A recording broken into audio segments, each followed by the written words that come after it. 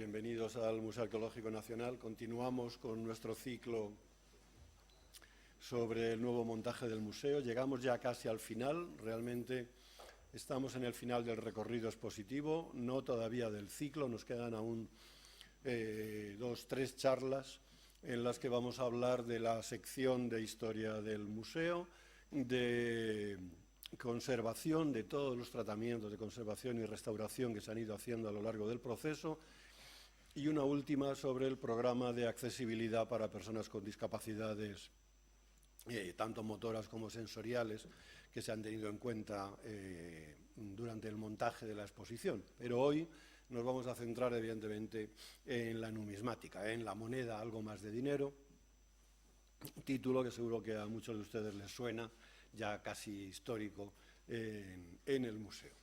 Y para hablarnos de este tema está con nosotros Paloma Otero, que es la conservadora jefe del Departamento de Numismática y Medallística.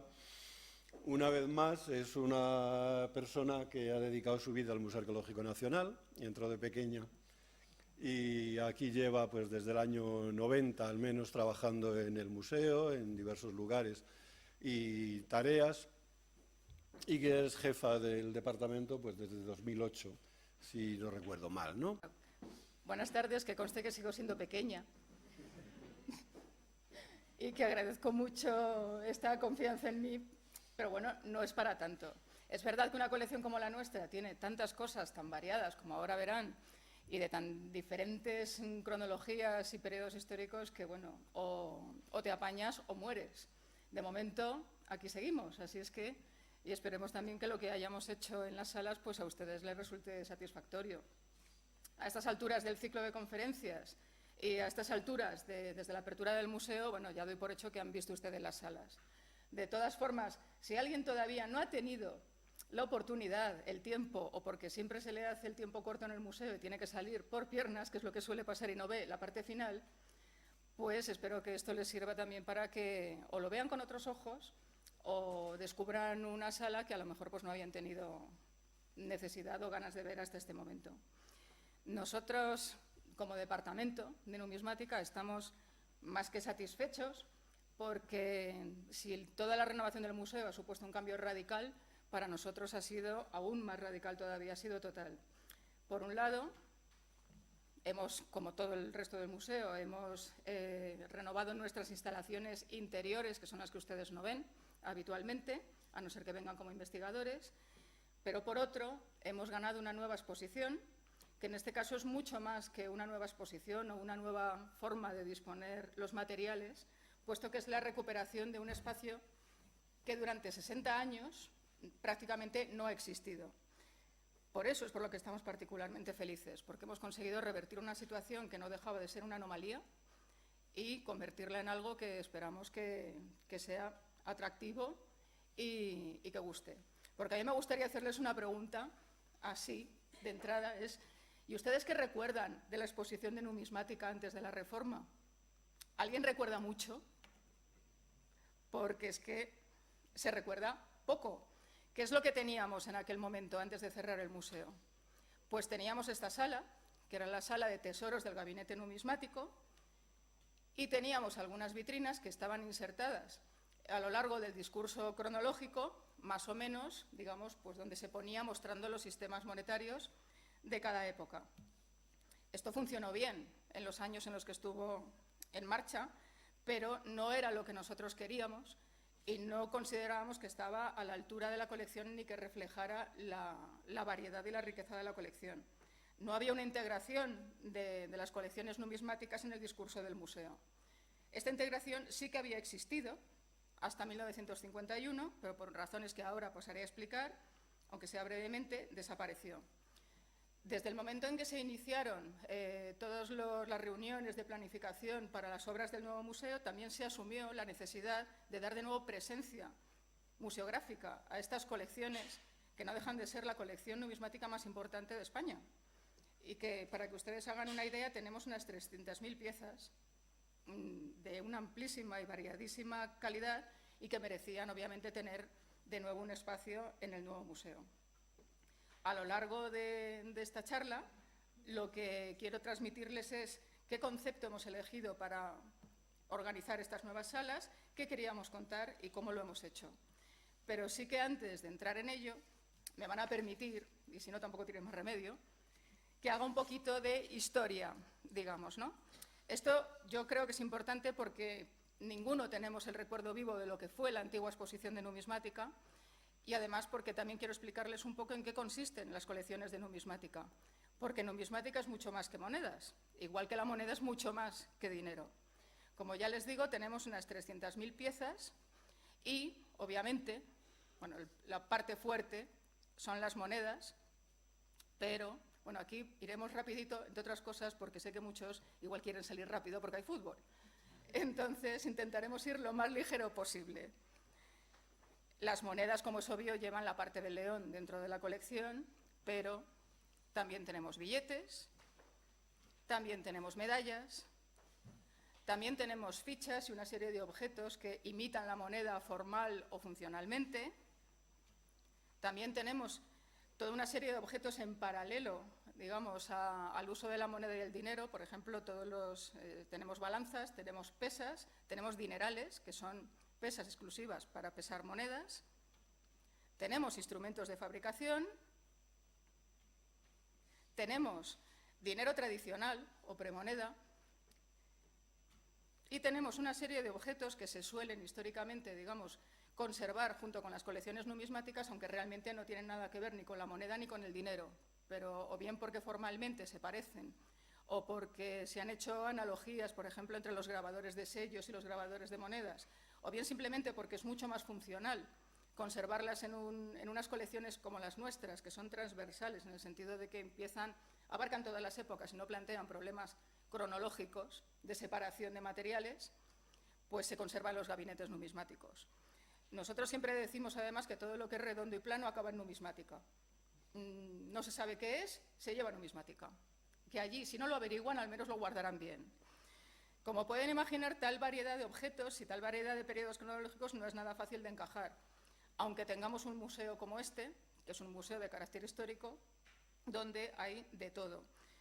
Y además nosotros siempre insistimos en la inmensa riqueza que es estar donde estamos, precisamente, con otra serie de colecciones que ofrecen todos los contextos que nosotros podemos necesitar para explicar las nuestras. Y tampoco nos cansamos de repetir que las monedas no son solo objetos de colección, sino que son objetos históricos, arqueológicos, que se pueden estudiar con el método arqueológico y se deben estudiar con el método arqueológico y histórico y que son esenciales para lograr el conocimiento y para poder investigar la historia.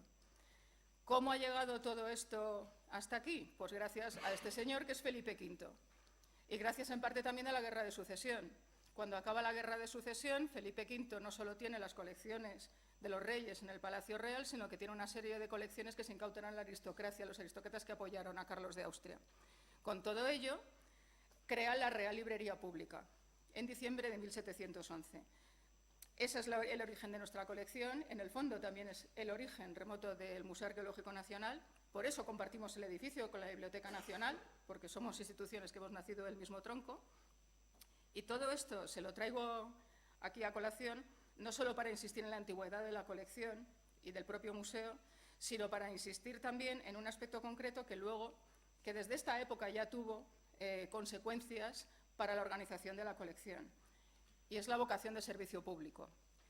Desde el principio, el objetivo de la biblioteca fue proporcionar al público y a los propios empleados de la biblioteca un medio para investigar la historia.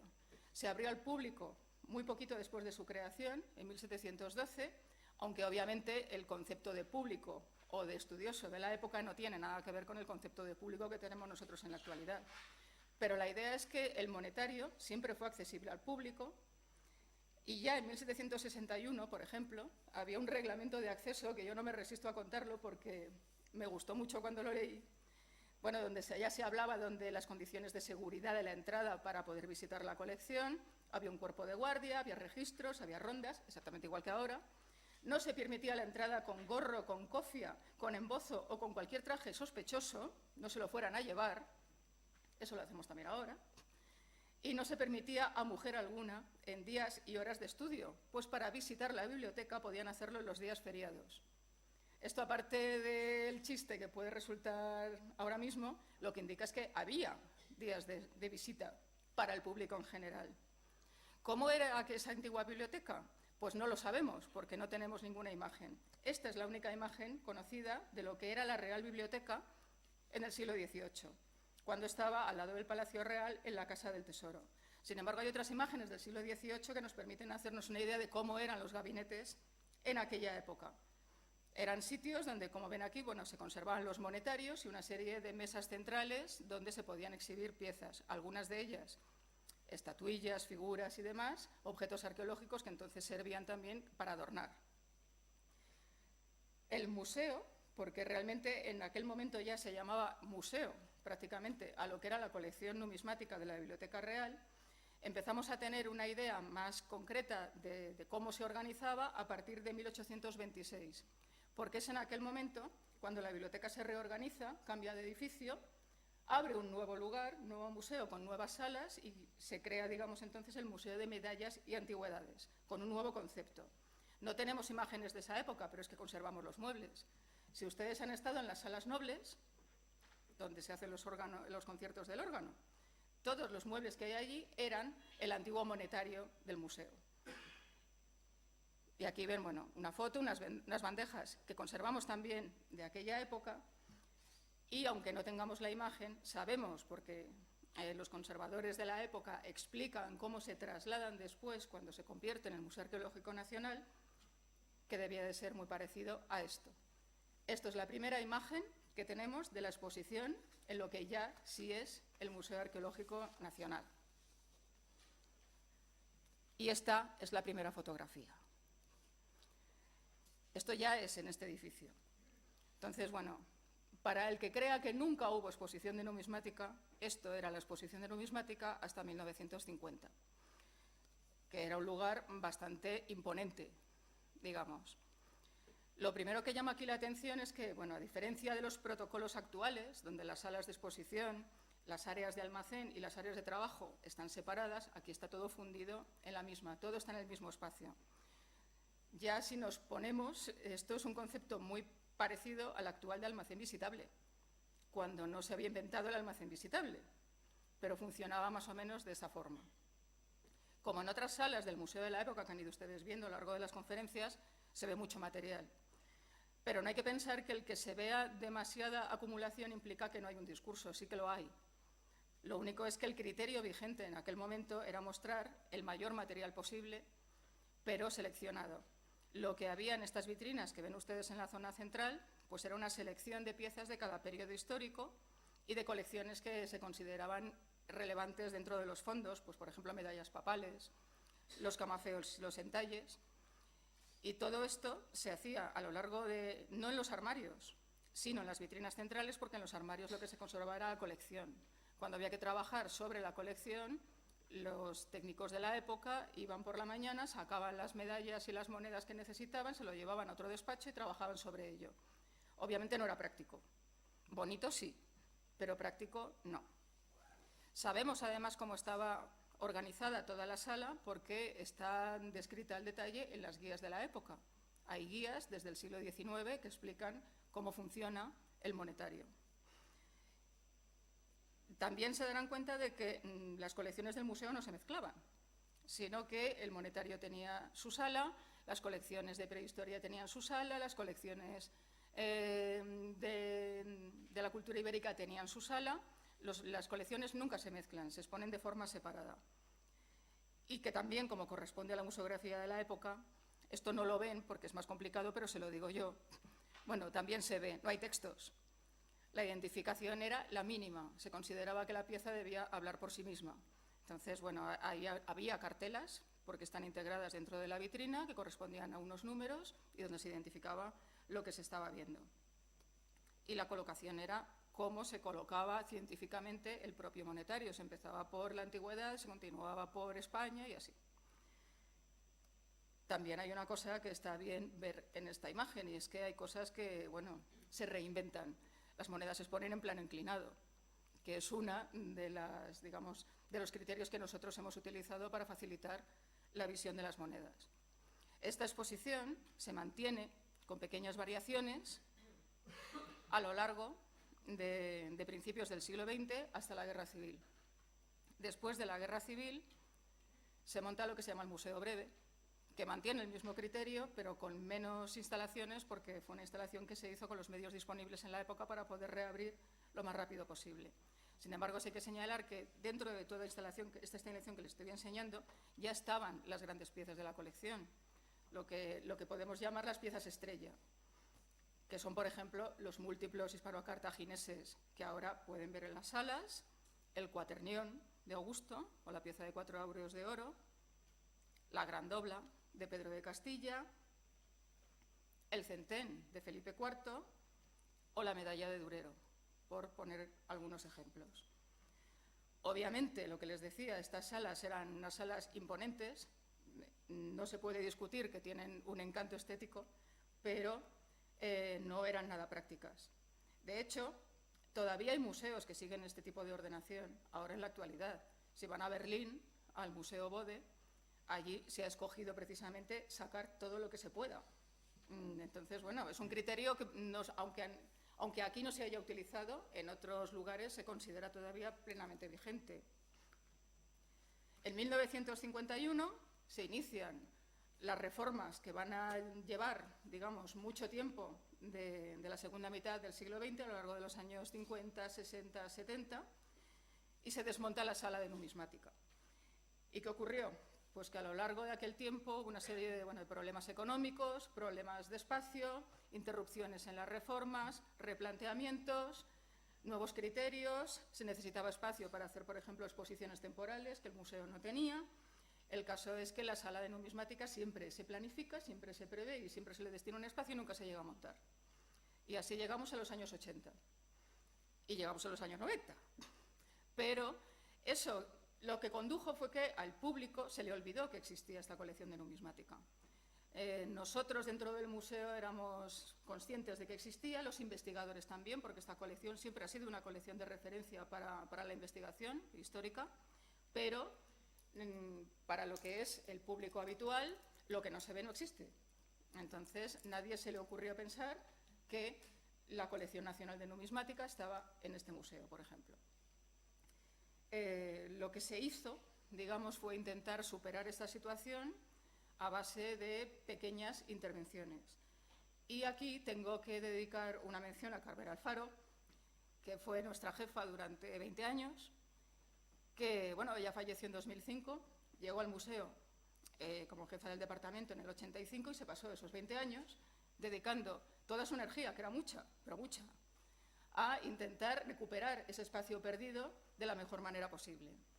Y la mejor manera posible, pues, era organizar exposiciones temporales y ir ocupando pequeños espacios en las salas para al menos poder mostrar los sistemas monetarios, porque forman parte de la cultura material de cada época. Lo bueno que tuvo esto, aparte de poder ir recuperando visibilidad, es que el discurso que nosotros hemos planteado ahora es producto de un experimento que se llevó a cabo y que nos ha facilitado mucho comprobar pues, las reacciones de la gente, comprobar si lo que nosotros proponíamos funcionaba bien o funcionaba mal y si los temas eran de interés. Además, una de estas exposiciones, Tesoros del Gabinete Numismático, se decidió mantenerla como exposición permanente del museo. Era una exposición de carácter historicista, donde se recuperaban los muebles antiguos que han visto ustedes en las fotos y una selección de materiales. Estaba muy bien, gustaba mucho realmente esa sala, pero nosotros no era lo que queríamos para la colección del museo. Entonces, bueno, partiendo de todos estos antecedentes y de todos estos criterios que les he explicado, ¿cuál ha sido nuestro concepto a la hora de abordar la nueva exposición? Pues lo que hemos llamado el doble recorrido. El doble recorrido ya nos da la risa hasta decirlo porque llevamos 15 años contándolo, pero para nosotros es obvio, pero quizá no sea tan obvio para mucha gente. Nosotros lo que sí teníamos claro desde el principio es que no queríamos contar una historia de la moneda como tal, sino queríamos contar cómo la moneda forma parte de la historia humana, cómo se va entrelazando con la pequeña historia y con la gran historia. Y queríamos también mostrar la variedad de materiales que tenemos en la colección, pero no como tales, sino dentro de un contexto. Había que aprovechar todas las posibilidades que nos daba el museo, pero también había que aprovechar todas las posibilidades que nos daba la propia colección. De tal forma que el doble recorrido se plantea, por un lado, como una exposición monográfica, que se llama La moneda algo más que dinero, como una exposición temporal que hicimos en los años 90, y la exposición en el resto de las salas del museo, donde se plantea todo el discurso cronológico de la historia de España y las colecciones especiales de Grecia y de Egipto.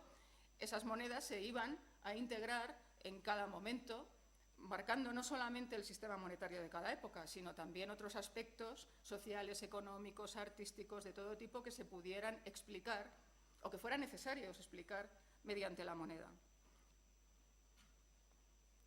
Y yendo al espacio monográfico, bueno, se integra, como ya les he dicho, en un área, como lo ha dicho Andrés también, que se llama las colecciones especiales, digamos, del museo. Por primera vez, esta exposición monográfica de numismática no va a responder al planteamiento cronológico, sino que va a responder a un planteamiento temático. Nuestra intención y nuestro objetivo siempre ha sido reivindicar el lugar de la moneda como patrimonio cultural y como uno de los objetos arqueológicos que mayor información nos van a aportar al conocimiento de la historia. No nos lo hemos planteado como una exposición para especialistas, aunque sí es cierto que toda la información que aparece a lo largo de las salas está contrastada desde el punto de vista científico. Lo que hemos querido hacer ha sido acercar a un público profano el mundo de los objetos numismáticos, como los documentos históricos que son, poniendo las piezas en su contexto y también poniendo de relieve toda la valiosa y variada información que nos pueden aportar. No contar la historia de la moneda, o no solo contar la historia de la moneda, sino contar la historia que hay alrededor de la moneda y también del dinero. Para ello sí que tuvimos que tomar algunas decisiones de entrada. Una fue que los objetos estuvieran siempre al servicio del discurso, no el discurso al servicio de los objetos. Conseguir un marco temporal lo más amplio posible y un marco geográfico lo más amplio posible, de tal forma que nos permitiera mostrar la variedad de la colección y, sobre todo, que fuera comprensible y que resultara atractivo. Queríamos huir de la monotonía todo lo posible, precisamente porque somos conscientes de que las monedas son unos objetos difíciles de entender para mucha gente, difíciles de ver, son pequeños. Si los tienes en la mano es muchísimo más fácil tratar con ellos, pero es muy complicado tratar con ellos cuando están a la distancia de una vitrina con un cristal y con unas determinadas condiciones.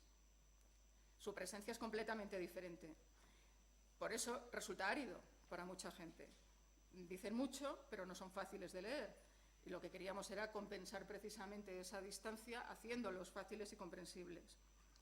Para ello también hemos jugado, o hemos intentado jugar, con el espacio, con la disposición de las vitrinas, con los interiores de las vitrinas, con la distribución de los textos, con el color de las propias imágenes que acompañan a las piezas, incluso con la iluminación.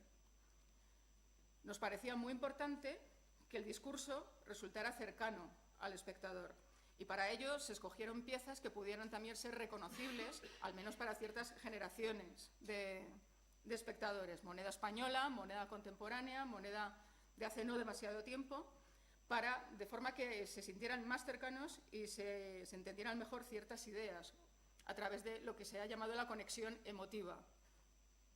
Luego también se ha intentado integrar los materiales numismáticos con otros tipos de piezas, de bienes culturales, que por un lado ayudan a explicar y a poner en contexto las monedas y por otro animan visualmente, al ocupar distintos planos, las vitrinas.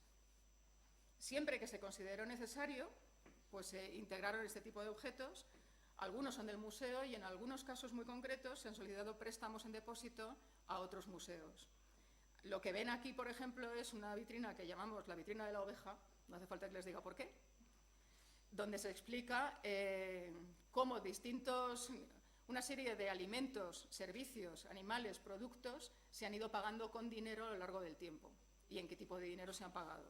Pero la estrella de la exposición ha resultado ser el teléfono de fichas, que fue una idea un poco, salió así en paralelo, pero al final todo el mundo lo que recuerda es el teléfono, porque asumimos que había mucha gente que no se acordaría de cuando se usaban fichas para el teléfono, y sí las íbamos a exponer.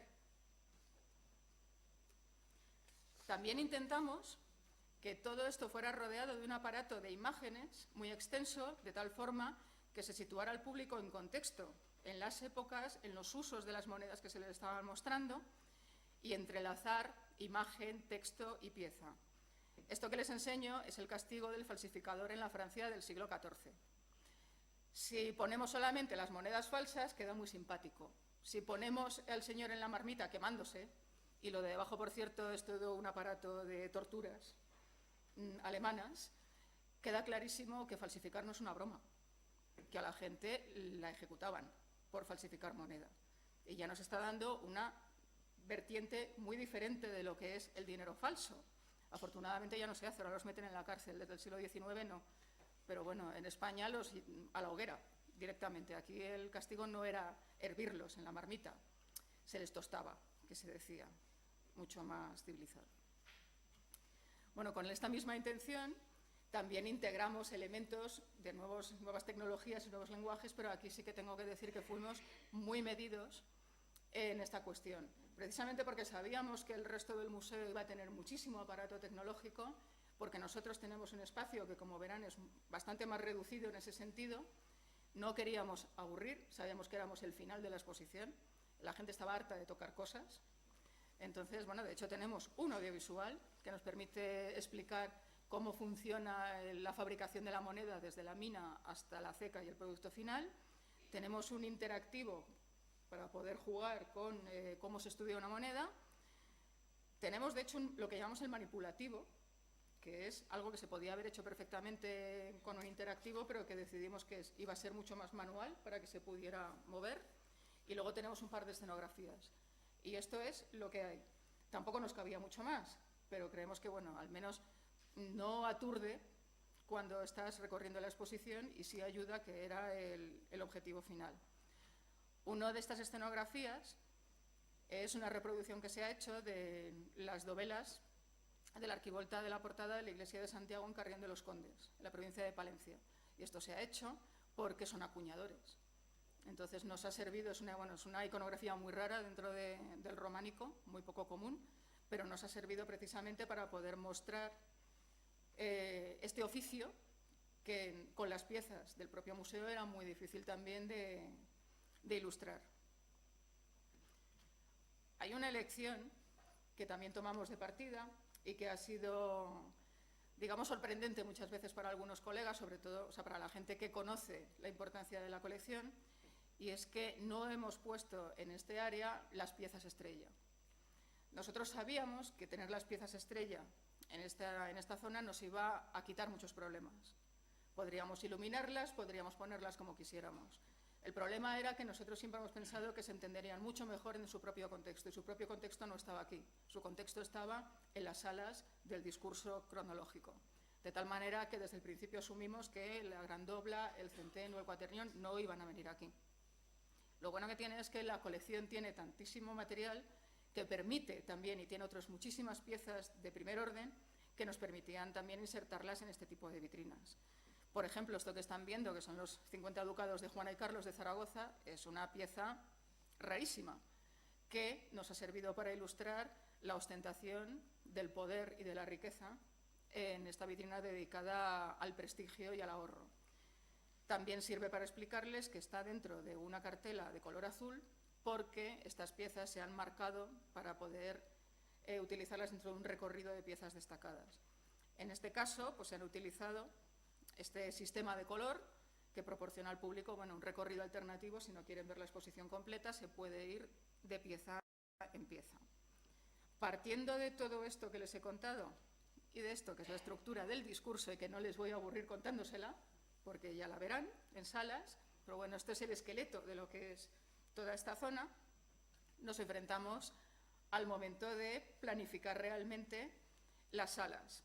Sabíamos que esta distribución que están viendo, que el tamaño de las piezas, tanto de unas como de otras, porque tenemos piezas muy pequeñas, piezas muy grandes, que la yuxtaposición de todos estos materiales, las imágenes, los textos, y de cómo queríamos enfocar en cada espacio la atención, que no va a ser igual, como lo van a ver, nos iba a plantear muchos problemas y un desafío museográfico para todos los que han intervenido en el diseño. Y el primer desafío, esto es cómo han quedado las 4 salas que tenemos al final de la intervención. ¿Ya las conocen? Las pasamos. El primer desafío era el espacio.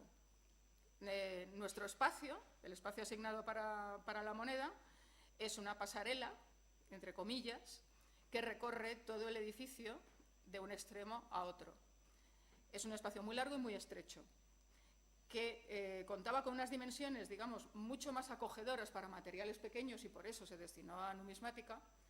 Tiene techos más bajos, no son salas especialmente anchas. Teóricamente todo eso ayuda, y es verdad que ayuda, pero también da problemas. Por ejemplo, no tiene paredes. De todo eso que ven ustedes ahí, solamente hay 2 salas que sí tienen paredes. El resto es una pasarela que cuelga sobre los patios. De tal manera que ese espacio no lo podíamos utilizar, por ejemplo, para poner toda la información textual, lo cual influyó en cómo tuvimos que distribuir la información. Al final quedó mejor, es decir, pero porque esa distribución hay veces que hay que hacer la necesidad-virtud. Y si las cosas vienen dadas de cierta forma, hay que retorcerlo hasta que quede al gusto. Entonces, al final, nosotros sí que pensamos que ha quedado en un espacio agradable, que hemos solventado problemas que daba,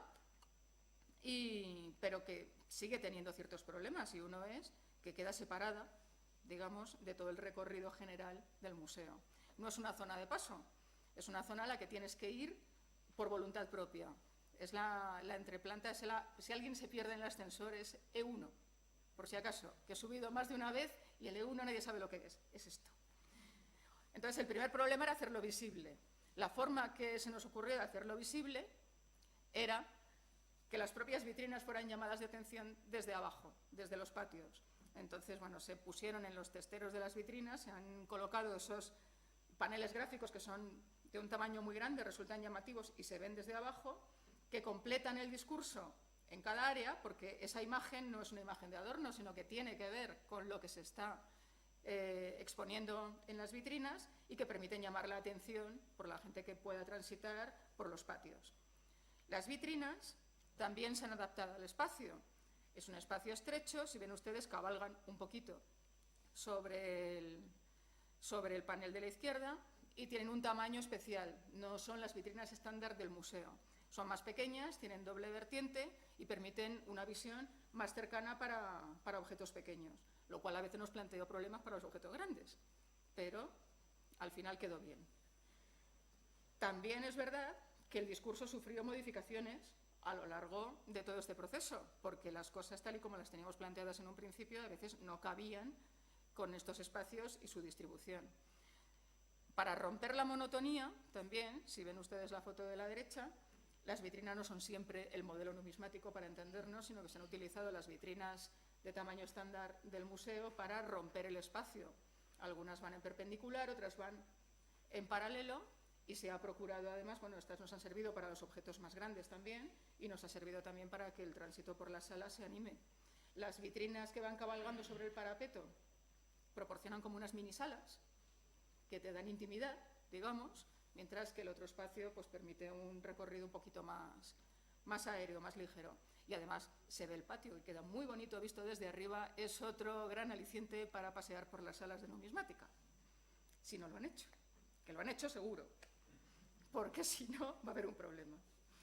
Bueno, esto es el principio de la exposición. La circulación puede ser otro problema, porque la gente tiene que dirigirse a un lado, volver y seguir por el otro, pero todo es cuestión de voluntad. El principio de la exposición, lo que se quiere contar aquí es, bueno, lo primero, ¿qué es la moneda? Que es mucho más que el dinero, es la forma más universal y más exitosa de dinero en todo el mundo, pero lo que se quiere explicar precisamente es que las piezas aquí son vehículos para contar una historia. No se pide al espectador que vea la moneda en sí misma como pieza, sino que se le pide que se sitúe todo eso que está viendo dentro de un contexto mucho mayor, de tal forma que al final los acabe viendo como parte de su propia historia, y una historia que se va moviendo desde épocas y lugares cercanos y lejanos, desde lo más próximo también a lo más lejano, haciendo paralelismos. Porque al final lo que ocurre es que la moneda, por mucho que nos parezca variedad, es un objeto familiar para todos. Todos, ¿qué llevamos todos en el bolsillo cuando salimos a la calle? Llevamos el carnet de identidad, llevamos dinero.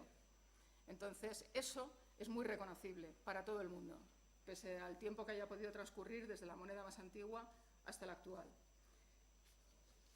Bueno, lo que se ha buscado una visión de la moneda que podemos llamar más social, no de la pieza en sí misma, sino de su uso sus cambios, sus formatos a lo largo del tiempo, a lo largo del mundo.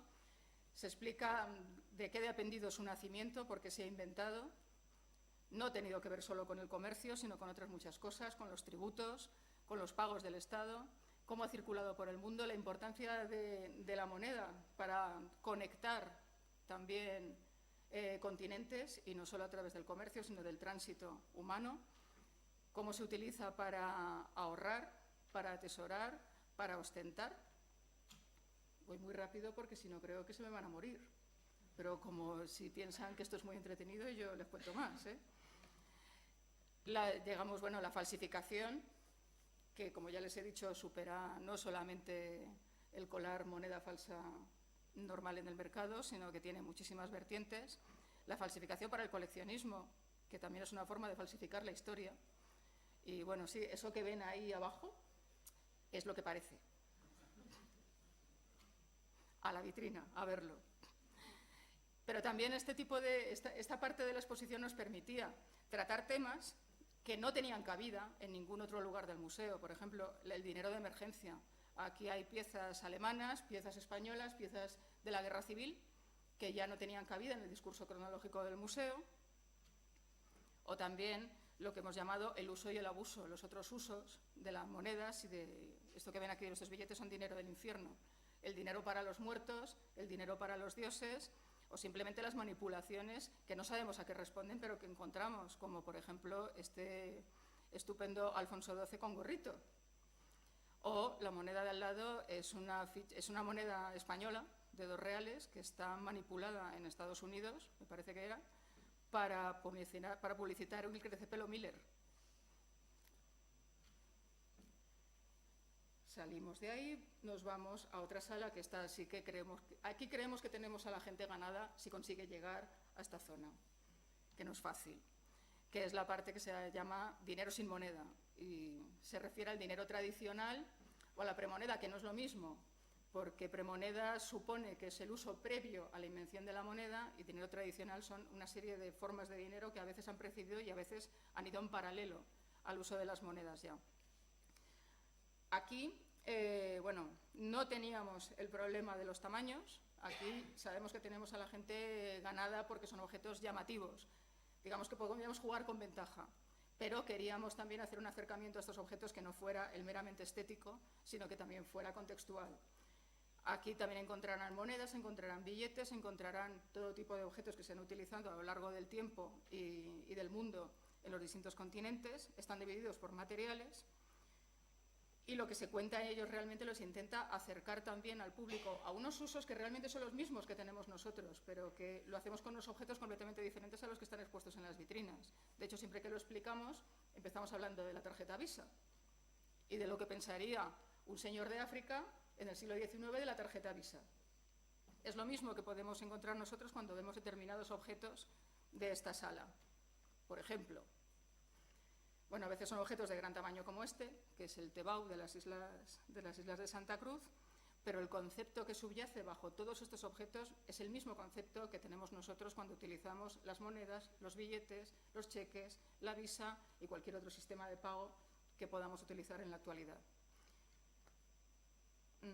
Sí que se ha intentado insistir, bueno, aquí también la relación entre objetos e imágenes es fundamental. Ven algunos ejemplos. Y también queríamos insistir en que lo que a nosotros nos es extraño es propio para otras culturas y que aparece en sus billetes actuales y en sus sellos, que es una de las imágenes oficiales de los estados, como su propia forma de dinero. Y esto es de hace muy poquitos años. Y también queríamos insistir en un aspecto que podemos llamar más arqueológico. A través de estos objetos, cuyo contexto de uso nos es bien conocido, nos es conocido por los relatos de los viajeros desde el siglo XVI, por relatos contemporáneos, incluso por constatación actual, porque se siguen utilizando. Todos estos objetos nos sirven también para abrir vías de investigación respecto a piezas muy parecidas formalmente que tenemos en nuestra propia antigüedad y que muchas veces no sabemos muy bien qué uso pudieron tener. Esto no deja de entrar en el campo hipotético, pero cuando estás, digamos, extrapolando datos de uno a otro, haciéndolo con cuidado y dentro del campo de la hipótesis, la verdad es que no es ningún sinsentido. De tal forma que también hemos querido mostrar esa vía, sobre todo en la vitrina dedicada a los metales, que es la que más oportunidades nos da para entrar en ese terreno, porque es lo que mejor se ha conservado de nuestra propia antigüedad, el metal. Y luego lo que culmina esta sala es en la aparición de la moneda. Nuestra moneda como tal, como la moneda que conocemos, viene del dinero metálico, del dinero al peso, de los lingotes. Y este es el último paso de la evolución en nuestra tradición. Cambiamos de sala y aquí cambiamos de foco. Aquí lo que se ha buscado precisamente es todo lo contrario, que ya no se vea la moneda en un contexto, sino que se vea la moneda por sí misma y cambia la forma de exhibirla. Si ustedes se fijan, esta sala sí tenía paredes, pero no la hemos aprovechado, digamos, para esto, sino que hemos montado una sola vitrina larga que se convierte en una sucesión de ventanas a las que hay que asomarse. En este caso, la iluminación, las vitrinas son muy pequeñitas, la iluminación permite una visión muy cercana y precisamente lo que se busca es que veas lo que te está diciendo la moneda. Por eso hemos centrado el mensaje de este área en el mensaje de la moneda, en la moneda como imagen, como escritura, como soporte del poder, que en el fondo es lo que es un documento oficial. Nada de lo que hay en una moneda es gratuito, ni es un capricho del grabador. Todo está sujeto a una imagen oficial y nada de lo que aparece es porque porque el artista ha decidido ponerlo. Todo está organizado.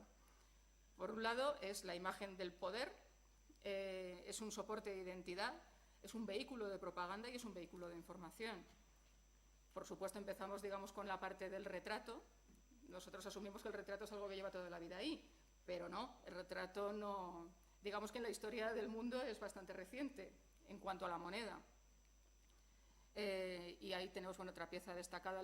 Esto es también, según se me va ocurriendo, lo voy viendo, les voy marcando también un poco pues cómo funciona de forma interna toda esta disposición. Ese es Alejandro Magno, no hace falta que se lo diga. El primer griego que aparece en una moneda, aunque estaba muerto. El primer vivo era Ptolomeo de Egipto. Ese fue más listo. Me van a matar, ¿eh? Bueno, propaganda, esto es lo que les decía, es muy difícil en una vitrina transmitir todas estas imágenes, pero funcionan muy bien cuando tienes un acercamiento. Ahí también nuestra idea para un futuro es utilizar todas las nuevas tecnologías, todo lo que te permite, por ejemplo, las tabletas, para poder tenerlas, que la gente tenga la sensación más próxima posible a tener algo en la mano, digamos, ¿no? Y que permita pues grandes acercamientos porque son auténticas obras de arte, además de todo esto, que te dan la escritura, las imágenes, el detalle, da muchísima información. No hace falta que les explique que se han hecho intentos de estudio del armamento ibérico, por ejemplo, a partir de las imágenes de los denarios. Esto es el triunfo de César sobre los galos, pura propaganda, los romanos somos los mejores. Y también se permite la reconstrucción histórica, obviamente. Esto es el faro de Alejandría, que como bien saben no existe, pero es de las pocas imágenes que se conservan que permiten ver cómo era el famoso faro. Luego también tenemos el inmenso mundo de lo que parecen monedas, pero no son monedas. Fichas, vales, fichas de juego, todo tipo de imitaciones, publicidad, la manzanilla Macarena, que sigue existiendo, o las monedas como inspiración para el arte. La medalla nace de las monedas, es una forma de arte nueva que nace de la moneda. O también, por ejemplo, para el lenguaje. Eso que ven ahí es una blanca. Estar sin blanca viene de una monedilla de ese tipo. Y las perras vienen de la otra. La perra gorda y la perra chica. Eran los 10 céntimos y los 5 céntimos del gobierno provisional. La perra era el león, el pobre. Pero la gente lo miraba con muy mala intención y pensaba que parecía un chucho más que un león nacional. Así es que lo bautizaron como las perras. Muchas de nuestras expresiones se refieren a monedas que ya no existen, pero las seguimos utilizando. Y luego ya, bueno, tenemos el final, la otra pasarela, que espacialmente es igual que la primera que les he mostrado, se dedica una parte a la fabricación de la moneda, como proceso que está completamente controlado por el Estado, y además nos permite enseñar una colección de cuños que tenemos en este museo, que son unas piezas bastante complicadas, que no suelen conservarse porque se destruyen para evitar falsificaciones y usos fraudulentos en las propias cecas. Y luego, bueno, aquí aparece, esto sí que lo he puesto por esa pieza que ven a la izquierda, que seguramente algunos sí que la recordarán, antes estaba en las salas de Moderna. Es la balanza, conocida como la balanza de Salinas. Realmente es una balanza de la Casa de la Moneda de Segovia. Entonces, lo que se ha hecho ha sido recuperar esa pieza para colocarla en su contexto. Antes estaba descontextualizada, ahora está en el contexto de la fabricación de la moneda. Realmente es una balanza de parada, eso no se utilizaba para pesar metal, no da la precisión necesaria, pero ahora está donde le corresponde. También tenemos, pero eso no se ve aquí en estas imágenes, un cerrojo maravilloso, que era un cerrojo de la Casa de la Moneda de Sevilla, que tiene una cerradura disimulada. Por lo menos nos ha servido además para traer a colación el tema de la seguridad en estos edificios, que se pueden imaginar que es como ahora, eran búnkers. Y luego, a lo largo de este tramo, pues hay una serie de temas que van en paralelo, digamos, muy relacionados con el uso de la moneda y que se refieren a los sistemas metrológicos, balanzas, pesas para dinero, pesas comerciales que estaban totalmente también, como ocurre ahora, verificadas, digamos, por el Estado, más fichas. Esto es un contador y hay millones y se confunden con las monedas y muchas veces pasaban por monedas también en la circulación. En este caso, por ejemplo, en la vitrina se ha intentado hacer una imitación de lo que era la mesa de contar, que la ven aquí a la derecha de la imagen. Hasta el siglo XVI se contaba con esas fichas, no se utilizaba el método aritmético. A partir de ese momento es cuando ya este método se pierde, pero durante siglos se contaba con jetones. Los billetes, obviamente, que son muy importantes para nuestra vida actual. Y finalmente queríamos dar una explicación de cómo hemos llegado a lo que se había visto previamente a través del estudio y la investigación. ¿Qué es la numismática? La numismática no son las monedas, es la ciencia que estudia las monedas y el dinero y los objetos que están relacionados con ellas. Tiene un método muy antiguo que viene del siglo XVI y aquí, bueno, se ha intentado también a través de unas preguntas cómo, cuándo, quién, dónde, pues que se pueda ver a lo largo de esa vitrina que ven ahí, que se vean cómo se leen esos elementos de las monedas y cómo las propias monedas nos van informando. Son difíciles de leer, pero hay que saber leerlas. Una vez que aprendes, te darán la información que necesitas. Y ahora dirán ustedes, bueno, ¿y después de todo esto qué? Bueno, pues después de todo esto, cuando nosotros queríamos mostrar todo esto, pero mostrarlo no era fácil. ¿Cómo se planteó el montaje? Pues teniendo en cuenta que teníamos la idea de que tiene que ser atractivo, no puede ser monótono, no puede ser una sucesión de monedas una tras de otra, que es el efecto Webera, digamos, ¿no? Una tras de otra. Teníamos que buscar soluciones museográficas que lo hicieran agradable. Aquí llega el momento de presumir, esto se hizo en la fase 1 del montaje, se inventaron una serie de soluciones para piezas pequeñas que luego se han utilizado en otras salas del museo y de las cuales pues, nos sentimos también muy satisfechas. Uno de ellos eran los soportes. Vamos a quedarnos aquí. Si se fijan, los soportes evitan, digamos, también una presentación completamente horizontal o completamente inclinada. Están hechos de entrantes y salientes. Se mezclan de forma que nos permitan sujetar las piezas que deberían ir en horizontal, pero que permitan mostrarlas que deben ir en plano inclinado. También con eso se crea un juego de sombras y de volúmenes que anima el aspecto de la vitrina. Luego inventamos la cartela bandeja. La cartela bandeja es ese soporte que, digamos, integra el texto con la pieza.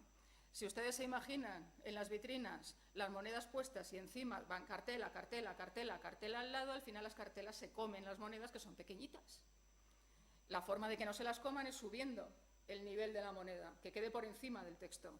Entonces se inventaron ese tipo de soportes, la moneda queda por encima, también hay un juego de luz y luego nos permite hacer agrupaciones, de tal forma que cosas que son complicadas de explicar visualmente ya las encuentras integradas en un solo plano o diferenciando distintos planos. Y luego para las piezas destacadas utilizamos ese color azul, que permite también, pasando de lejos, ver que en esa vitrina hay una pieza llamativa por alguna razón. Para conseguir todo esto, Teniendo en cuenta el follón que se pueden ustedes imaginar de objetos que era, se hizo un premontaje. Cada vitrina se planteó de forma completamente individual. Esta es la vitrina de la oveja, que han visto ustedes antes. Bueno, aunque hubo distintos cambios, esto lo que nos permitió fue luego avanzar muchísimo más rápido en el montaje, puesto que todo lo que ya venía fabricado como nosotros lo pedíamos, de tal manera que el montaje físico fue mucho más rápido. Esto es una de las vitrinas del dinero metálico. Aquí, por ejemplo, sí que se ven los cambios. Desde el primer planteamiento hasta el que montamos, hubo algunos cambios pues, por razones de material, funciona, no funciona, se entiende. Cogíamos a la señora de la limpieza que pasaba por allí, la poníamos delante de la vitrina y decíamos, a ver, ¿tú entiendes lo que queremos decir? Pues yo de esto no me entero. Cambio. Entonces, bueno, parece un poco de chirigota, pero al final yo creo que hemos conseguido un efecto bastante decente.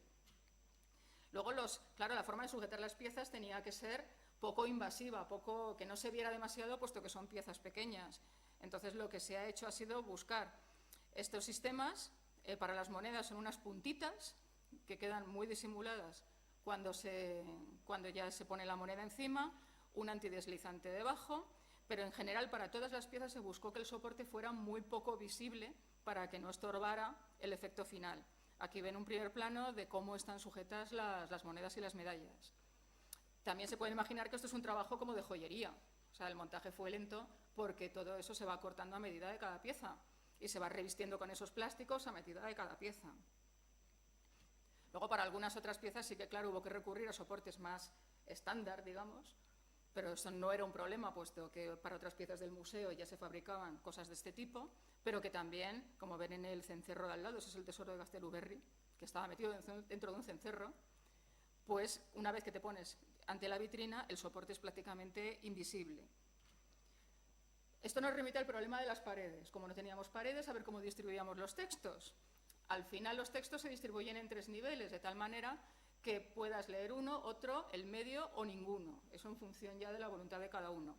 Al final, yo creo, entre los 3 se explica, digamos, todo el contexto, pero los 3 son independientes, de forma que si no se lee todo, también la información es suficiente como para tener una idea bastante concreta de qué es lo que estás viendo. Y luego, esto era lo del doble recorrido. En el resto de las salas hay monedas. Hay quien dice que aquí la moneda es ubicua, porque está en todas partes, como el carnet de identidad. No les voy a repasar todos los sitios donde aparecen monedas porque son muchos, pero lo que sí creo es que han quedado muy integradas. O sea, no sobresalen ni quedan tampoco demasiado ocultas entre el resto de materiales. Las monedas son un objeto propio de la cultura material de cada periodo histórico y como tal tienen que estar presentes. La cuestión es cómo hacerlo. Entonces, bueno, aquí todo este trabajo de integración ha sido obra de un intenso trabajo de equipo entre todos los departamentos de este museo, que hemos calibrado tanto las posibilidades que daba la colección de monedas como las necesidades que tenía cada sala dentro de su propio discurso, obviamente. En algunos casos, por ejemplo, las monedas se han utilizado para explicar aspectos históricos que eran muy difíciles de explicar con otras piezas o que necesitarían un texto enorme. En este caso, por ejemplo, están la Segunda Guerra Púnica. Teníamos que explicar la llegada de los cartagineses, el control cartaginés del territorio, porque es el que va a dar lugar a que lleguen los romanos. Pero no había forma de hacerlo excepto por las monedas. Y se ha hecho contando la Segunda Guerra Púnica a través del dinero de cada bando. Y también nos ha permitido sacar las piezas estrella, que en este caso son los múltiplos hispano-cartagineses, que a lo mejor ustedes los conocen pues, como Aníbal. Aunque es dudoso lo de que sea Aníbal, pero ahí está. O la otra vitrina lo que muestra es toda la disgregación del Califato de Córdoba, los reinos taifas, almohades, almorávides, el reino de Murcia, al que pertenece esa pieza, que es una pieza muy importante de Albatec, y que en este caso lo que está haciendo es marcar un devenir histórico que en 100 y pico años, 200 años, cambia completamente todo el panorama político de la península ibérica. También están en Grecia y en Egipto. En el caso de Grecia, por ejemplo, se utilizaron para marcar la identidad de la polis, que es uno de los puntos importantes dentro del discurso de Grecia, y como aquí las piezas destacadas no podían aparecer en azul, porque todo esto hubo que integrarlo, igual que se integra en el discurso, se integra en las salas. Cada sala tiene su propia estética, su elección de colores, su elección de soportes. Nosotros no podíamos entrar con el mismo criterio que en la sala monográfica. Entonces, aquí no se puede utilizar el color, por ejemplo, para las piezas destacadas. Lo que se utilizó fue el volumen, el relieve. Si se fijan, ahí hay una lengüetita levantada. Pues el juego de volúmenes es lo que en este caso también está marcando la pieza destacada dentro de esa vitrina. Y aquí también se hizo los premontajes que les decíamos antes, desde lo más cutre, que es cutre pero muy útil, que ven a la izquierda en la mesa del gabinete con los tamaños reales que teníamos de espacio en la vitrina, porque aquí también hay que olvidar que entrábamos en un territorio, digamos, ajeno. Teníamos unos espacios destinados y teníamos que ver dentro de ese espacio si nos daba para colocar lo que se había pensado colocar, y si no, había que adaptar, porque no había más espacio. Entonces, bueno, aquí ven un ejemplo, esto es el Bajo Imperio, realmente, y a la derecha es cómo empezamos a distribuir los tesoros que aparecen en la sala de medieval, en caballeros y señores, en la mesa y en la propia vitrina. Los tesoros hemos elegido exponerlos amontonados.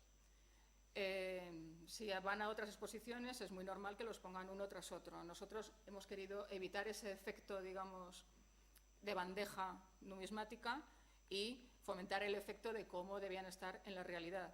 Hay veces que tenemos los contenedores, en la mayoría de los casos el contenedor no ha llegado al museo o directamente se ha perdido a lo largo del tiempo. Entonces nosotros hemos utilizado el efecto acumulación, y en algunos casos lo que se ha hecho ha sido separar alguna de las piezas que dan algún punto de información sobre el tesoro, y se ha separado mediante una cartela bandeja.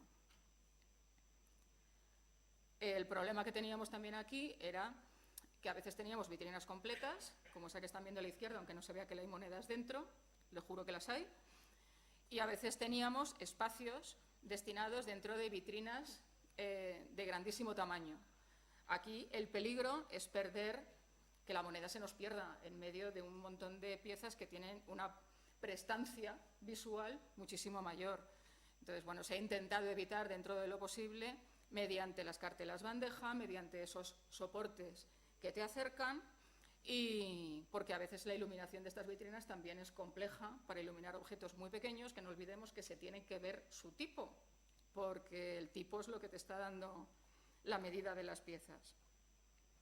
Sin embargo, pese a todo esto, es aquí, lo que les decía antes, donde pensamos que tenían que ir las piezas estrella de la colección, porque aquí iban a ganar el contexto que perderían de cualquier otra manera, y que estamos acostumbrados además a ver esas piezas en fotografía y sin tener en cuenta por qué se han producido y con qué otras piezas y con qué otros usos estaban relacionadas.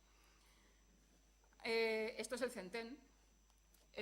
Aquí también va en un pliegue. El soporte es especial también para que se vea que es una pieza destacada, aunque no pudiéramos jugar con el color. También se hizo así en el caso del cuaternión, que está en Egipto, porque conmemora la conquista de Egipto, y también en la gran dobla. La gran dobla es de Pedro de Castilla, y de toda la vida queríamos colocarla al lado de la estatua orante de Pedro de Castilla. Esta imagen también va a servir para hacer un poquito de autocrítica o de cosas que pueden ser mejorables. En la gran dobla se le hizo un soporte especial, que lo están viendo ahí como una piruleta. La vitrina tiene doble visión, de tal forma que la puedes ver por un lado, la puedes ver por otro, y sin embargo no se ve bastante mal. Esto es un problema de iluminación, con lo cual que era el peligro que teníamos, que era que se perdieran dentro de objetos mucho más visibles, hay veces que es verdad que no hemos conseguido conjurarlo, pero todo esto se puede arreglar, porque no es más, bueno, es cuestión de diseño de luces y de tener dinero para otra nueva tanda de arreglillos. Pero la idea, nosotros pensamos que realmente la idea es correcta y la idea debería funcionar. Todo esto es algo que pretendemos hacerlo en un futuro. La exposición sigue viva, aunque sea una exposición permanente. Y bueno, no ha sido nada fácil llegar a este efecto final. Tampoco les voy a mentir, no ha sido un camino de rosas, siempre. Ha sido bonito, agradable, hemos aprendido muchísimo. A veces ha sido estresante, a veces queríamos matar, a veces nos habrán querido matar a nosotros, pero ha sido un trabajo de equipo donde todo el mundo ha puesto lo mejor de sí, desde lo que llamamos nosotros los artistas del montaje y del diseño gráfico, nuestros propios compañeros del resto de los departamentos, pasando por todos aquellos que han tenido que poner algo, desde los electricistas hasta los arquitectos. Y ahora es su turno de decir si realmente hemos conseguido al menos una parte del efecto que queríamos lograr, pero no quiero terminar sin poner esta imagen, que la pongo muchas veces, pero es que esto es un elemento fundamental en esta historia. Todas las personas que a lo largo de estos 300 años han conseguido con su trabajo que tengamos las colecciones que tenemos en la actualidad y sin las que el museo no sería lo que es, sería otra cosa muy diferente. Y con esto les dejo que se vayan, que tienen que llegar al fútbol y tienen media hora.